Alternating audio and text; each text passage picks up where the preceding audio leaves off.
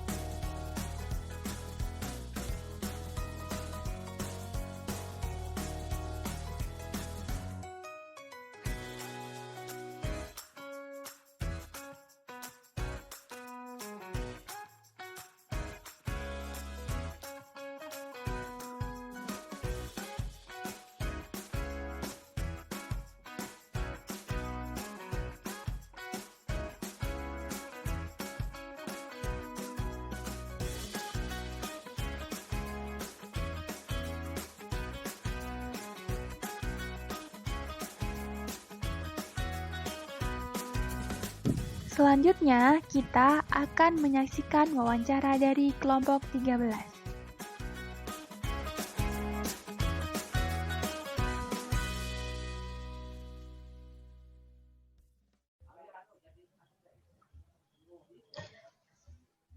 Selamat sore. Sore. Bagaimana kabarnya? Luar biasa baik. Alhamdulillah baik. Nah, kali ini saya ingin mewawancara kalian jadi mengenai jurnal yang sudah dibahas tentang pengaruh pengelolaan diri terhadap minat belajar peserta didik. Apakah kalian berdua bersedia? Ya, bersedia. Ya, bersedia. Baik, jadi saya ingin bertanya kepada kalian berdua. Pertanyaan pertama yaitu apa sih menurut kalian tentang pengelolaan diri itu? Nah, dari Ambar dulu deh.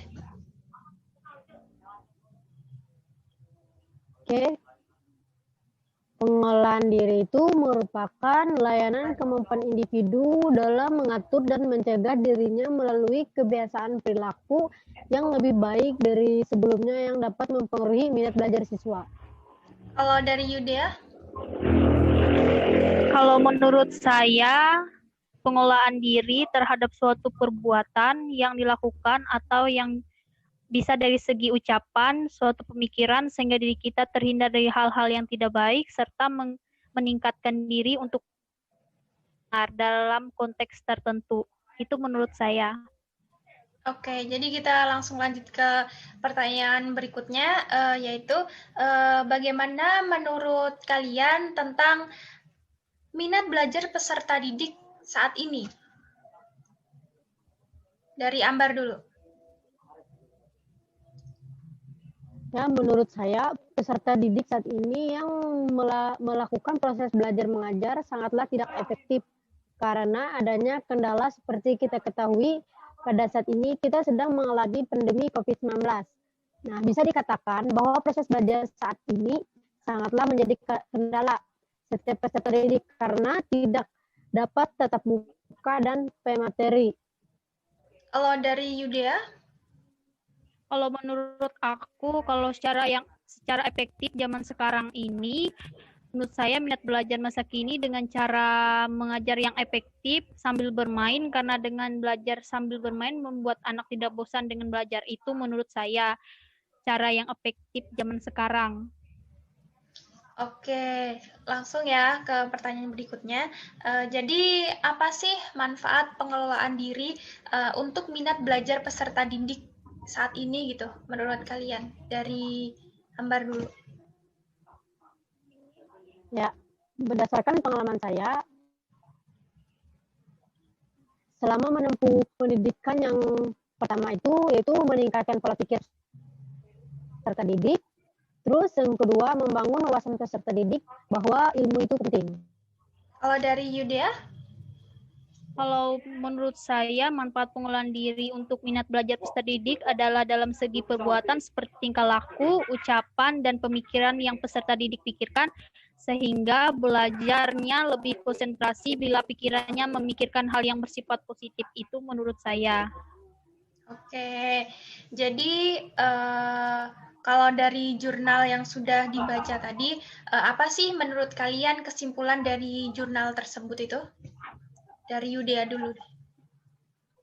Kalau menurut saya, dari kesimpulan pengelolaan diri menurut saya adalah untuk meningkatkan jati diri menjadi lebih baik, dan juga kesimpulan manfaat diri untuk peserta didik meningkatkan potensi daya pikir peserta didik, namun bukan hanya itu, meningkatkan potensi tingkah laku peserta didik juga. Dari yang tidak baik menjadi baik, dan yang terakhir kesimpulan juga yang simpulkan dari minat belajar anak masa kini bermain dan belajar, karena membuat anak tidak bosan dan belajar, itu menurut saya. Kalau menurut Ambar? Menurut saya kesimpulannya itu ya bahwa pengelolaan diri itu merupakan layanan kemampuan individu dalam mengatur dan mencegah dirinya melalui kebiasaan perilaku yang lebih baik dari sebelumnya. Oke, jadi sekian dari wawancara kami, saya maksudnya. Terima kasih sudah meluangkan waktunya. Mungkin dari jurnal tersebut kita bisa belajar ya,